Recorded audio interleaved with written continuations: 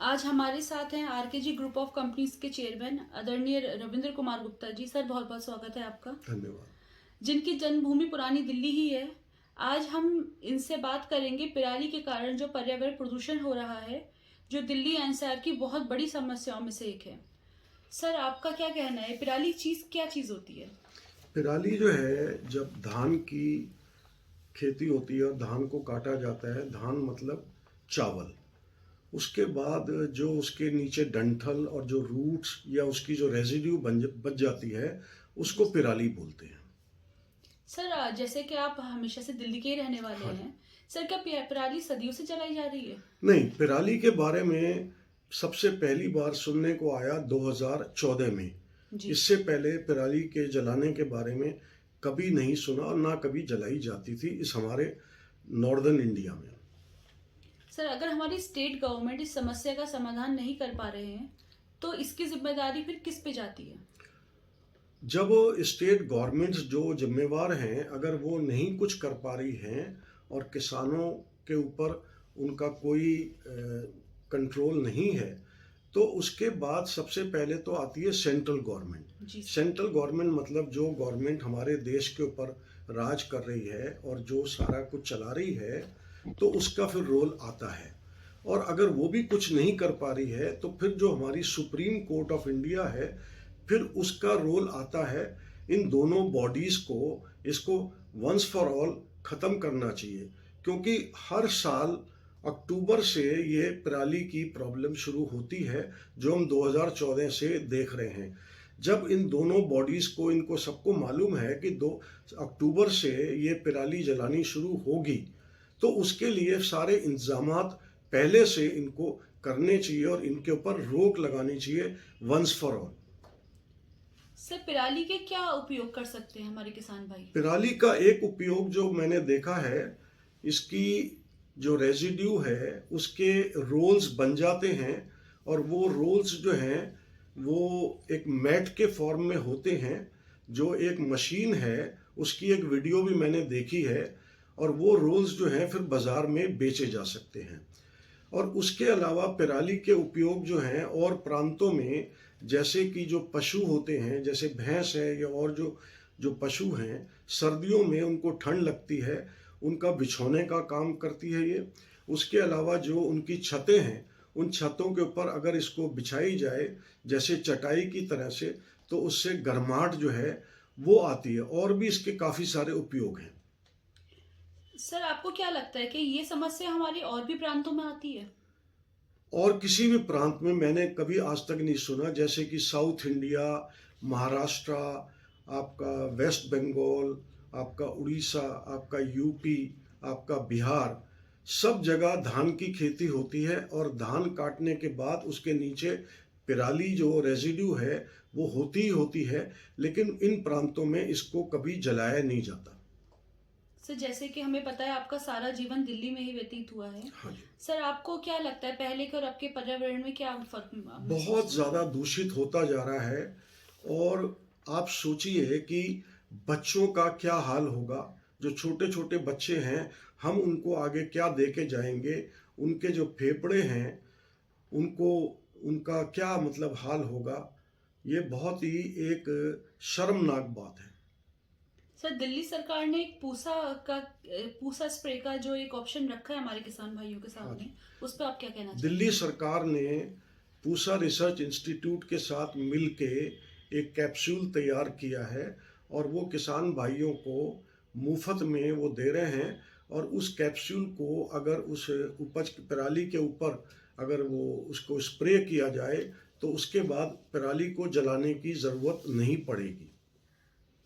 इतनी बड़ी democratic country है हमारी जिसकी पॉपुलेशन 135 करोड़ से ज़्यादा है। अगर हम सब मिलकर एक छोटा सा मुद्दा नहीं संभाल पा रहे हैं तो बड़ा मुद्दा क्या संभालेंगे? एक सबसे बड़ा सवाल यही आता है कि हमारी कंट्री का आखिर क्या फ्यूचर है। आप सबको मालूम ही है कि जो किसान आंदोलन चल रहा है वो कहाँ ख़त्म होगा। सर इस पर आप कुछ कहना चाहेंगे? ये बहुत ही शर्मनाक बात है, जो किसान आंदोलन जो अभी शुरू हुआ है, और आज 8 दिसंबर है, जो इन्होंने पूरे भारत को का बंद घोषित किया है। सारी जो सड़कें हैं, सारे जो हमारे जो नेशनल हाईवेज हैं, उसको सारा बंद किया है, और बाकी और जो देश हैं वो भी इनके साथ जुड़ते जा रहे हैं। तो इसके लिए मैं यही कहूँगा कि हमारी सरकार को बैठ के और जो किसान भाई हैं उनको बुला के इस समस्या का एक बार जो है पूरा समाधान करना चाहिए। सर, वेस्ट बंगाल, उड़ीसा और बिहार के भी हमने कुछ किसान भाइयों का इस पे इंटरव्यू लिया है, हम बहुत अच्छा आपको बात दिखाना है, चाहेंगे इसके बहुत अच्छी बाद। बात है। सर, बहुत बहुत धन्यवाद आपका। Thank you.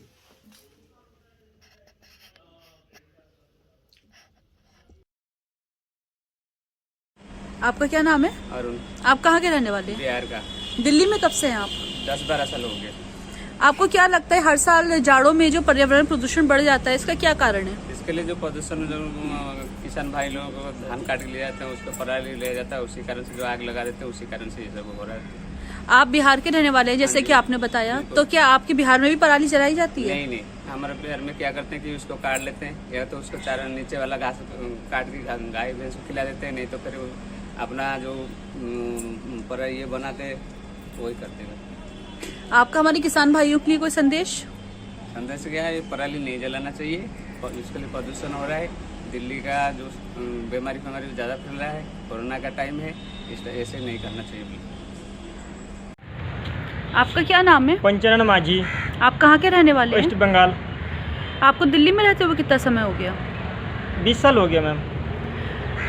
20 सालों से आपको आपके और पहले के और आपके पर्यावरण में क्या फ़र्क महसूस होता है? अब पहले तो ठीक ही था, अभी 2-3 साल से प्रदूषण बहुत ज़्यादा है और बहुत दिक्कत हो रहा है। बच्चे को घर से निकालना ही मुश्किल हो जाता है और बहुत दिक्कत हो रहा है मैम। आपको इसका क्या कारण लगता है? सर्दियों में प्रदूषण का क्यों बढ़ जाता है? सर्दी में इसीलिए प्रदूषण बढ़ जाता है, जो हरियाणा, पंजाब, जो भाई किसान भाई लोग सब पराली को जलाता है, इसीलिए फिर दिल्ली में प्रदूषण फैल जाता है। क्या वेस्ट बंगाल में भी पराली जलाई जाती है? नहीं, वेस्ट बंगाल में पराली नहीं जलाया जाता है। आप लोग उसका क्या उपयोग करते हैं? हम उसको कच्चा मकान में छत में लगाते हैं और ज़मीन में बिछा के पशु जो गाय भैंस के लिए सोने के लिए ठंड वो काम आ जाता है। और पराली को हमने एक गट्टा खोल के एक जगह में इकट्ठा करके उसको खाद के लिए काम आ जाते हैं मैम। आपका हमारे किसान भाइयों के लिए क्या संदेश है? ये संदेश है, जो पराली को मत जलाएं, अच्छा काम पे लगाए, इसको जब प्रदूषण ना फैले। आपका क्या नाम है? गणेश साहू। आप कहाँ के रहने वाले हैं? उड़ीसा की। आपको दिल्ली में रहते हुए कितना समय हो गया? 7-8 साल हो गया। आपको 7-8 साल में यहाँ के पर्यावरण के में कुछ फर्क महसूस हुआ? पर्यावरण में क्या महसूस हो, तो पर्यावरण तो खराब ही हो रहा।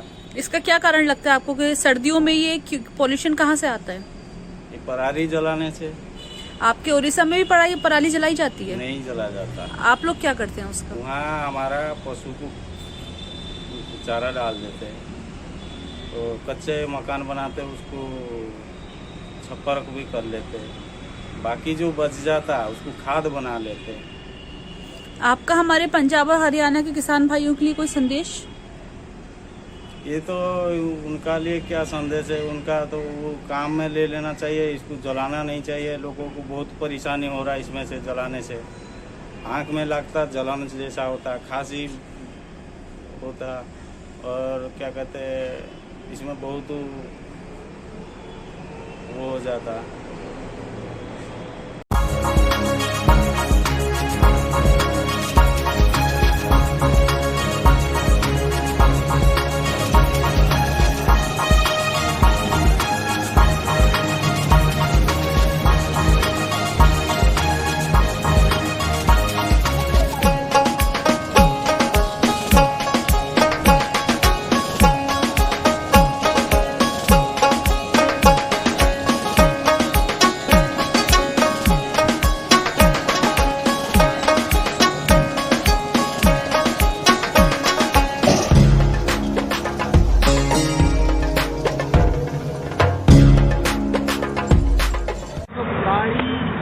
काटने के बाद कंबाइन से, उसके बाद मशीन से ये ऐसी गठिया बनाई गई और ये पूरे इलाके में दिखती है। ये सारी जगह काट के इनकी गठिया बना दी गई। अब आप अंदाजा करो, इसकी प्रति एकड़ 1000 रुपया मशीन वाले ने लिया, और इसका जो वजन है वो प्रति एकड़ 20 किलो क्विंटल तक, और उसकी जो कीमत है वो 150 रुपये क्विंटल है। तो किसान को प्रति एकड़ 2000 से 3000 रुपये पराली की कीमत मिल रही है।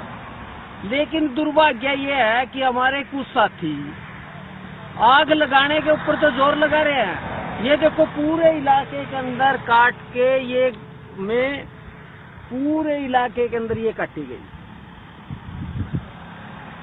और उससे दो बातें हुई कि एक तो पर्यावरण आग लगाने की नौबत नहीं आई, और इसका इस्तेमाल हुआ। ये मशीन भी किराए पे आई, हमने खुद खरीदी नहीं है।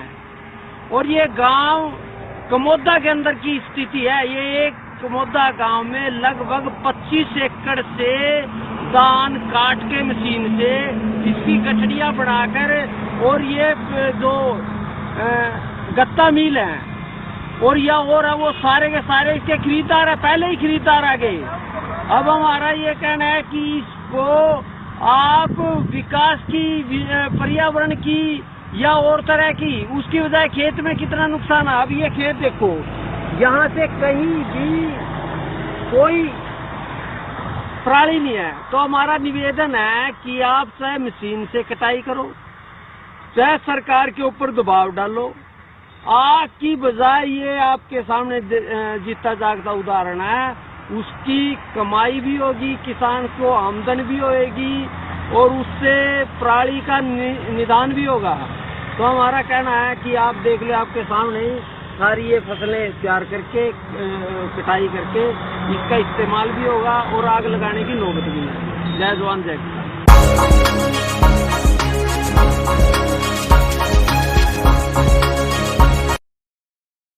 मैम, पूसा डिकम्पोजर पराली को गलाने में कितना सक्षम है? पूसा डिकम्पोजर जीवाणुओं का एक संग्रह है, और अगर आप खेत के अंदर ही पराली को गलाना चाहते हैं तो कटाई के तुरंत बाद 10 लीटर घोल का 1 एकड़ में छिड़काव कर दीजिए।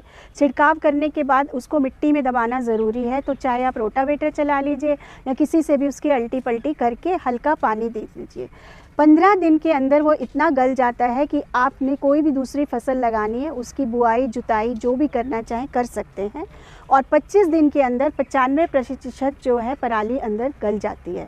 और फिर जब आप खेत से जैसे गेहूं बोइए, गेहूं की उपज लेंगे, तब तक जो है आपकी खेत को संपूर्ण खाद भी मिल जाती है। तो मैम, जैसे कई किसानों से हमने और भी बात की कि पूसा डिकम्पोजर वास्तव में ही पराली को अच्छी तरह से गला देता है बहुत कम समय में, लेकिन चूंकि आप तो कैप्सूल भेजते हैं, तो उसको कैप्सूल को बनाए कैसे किसान, क्या प्रक्रिया रहती है? कैप्सूल को घोल बनाने में बहुत आसान प्रक्रिया है। हम ये कहते हैं 150 ग्राम गुड़ लीजिए और 5 लीटर पानी में उबाल लीजिए, और गुड़ की जो भी मैली है वो उतार के फेंक दीजिए। फिर आप एक चौकोर बर्तन लेके और उसमें 5 लीटर उबला हुआ गुड़ का पानी डाल दें, और जब ये गुड़ का पानी हल्का गुनगुना रह जाएगा तब उसमें 50 ग्राम के करीब अच्छा बेसन डाल के मिला दीजिए।